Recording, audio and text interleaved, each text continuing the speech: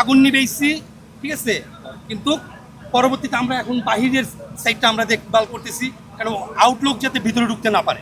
আগুন পরিমাণে নিবেছে কিনা হ্যাঁ, আগুন বর্তমানে নিয়ন্ত্রণে চলে আসছে।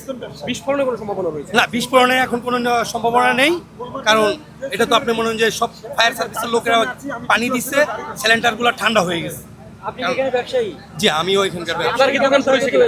জি না, আমার দোকান পুরে নেই। কি পরিমাণের দোকান পুড়েছে বলে মনে হচ্ছে? দোকান 14-15টা দোকান করছে। আর অর্থের অ্যাকাউন্টে? হ্যাঁ, আর্থিক দিকে দেখা গেছে আমাদের অনেক পাইকারি ফুল ছিল, সেই ফুলগুলো মনে করেন যে এখন নষ্ট হয়ে গেছে, ঠিক আছে। জরির দোকানদারদের বেশি ক্ষতি হয়েছে।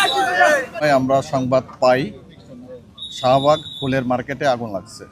সাথে সাথে আমাদের পলাশী ফায়ার সার্ভিস স্টেশন থেকে 2টা টানোর ঘটনাস্থলের উদ্দেশ্যে রওনা দেয়। এখানে আসে তারা কাজ শুরু করে, কিন্তু পানির সমস্যার কারণে আমরা হেডকোয়ার্টার থেকে আরও 3টা গাড়ি নিয়ে আসি, ইউনিট নিয়ে আসি কাজ করার জন্য। তো এখানে এসে যে আগুন ছিল, আমরা দ্রুত সময়ের ভিতরে আগুনটা নিয়ন্ত্রণে নিয়ে আসি এবং 1 ঘন্টার ভিতরে আগুনটা সম্পূর্ণভাবে নির্বাপন করে থাকি।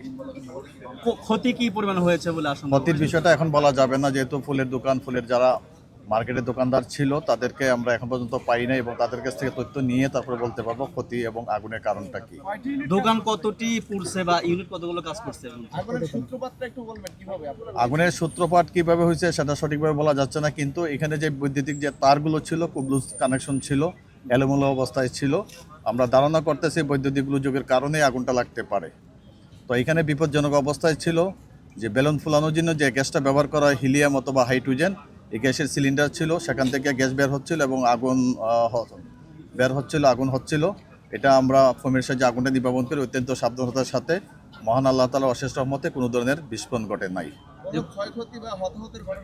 না, এখন পর্যন্ত ক্ষয়ক্ষতি তো হয়েছে, অবশ্যই ক্ষয়ক্ষতি হয়েছে, এটা পরে বলা যাবে আগুনের তদন্ত সাপেক্ষে, কিন্তু আহত বা নিহতের কোনো সংবাদ এখন পর্যন্ত পাওয়া যায় না। সিলিন্ডার এখন কি শঙ্কামুক্ত? এখন না, এটা বিপজ্জনক অবস্থায় আছে। সিলিন্ডারগুলো আস্তে আস্তে ঠান্ডা হতে হবে। এখানে আপাতত কাউকে যাইতে দেওয়া যাবে না। আমাদের 5টা ইউনিট কাজ করে। এখানে গ্যাস বেলুন ফুলানোর জন্য হিলিয়াম গ্যাস অথবা হাইড্রোজেন গ্যাস ছিল।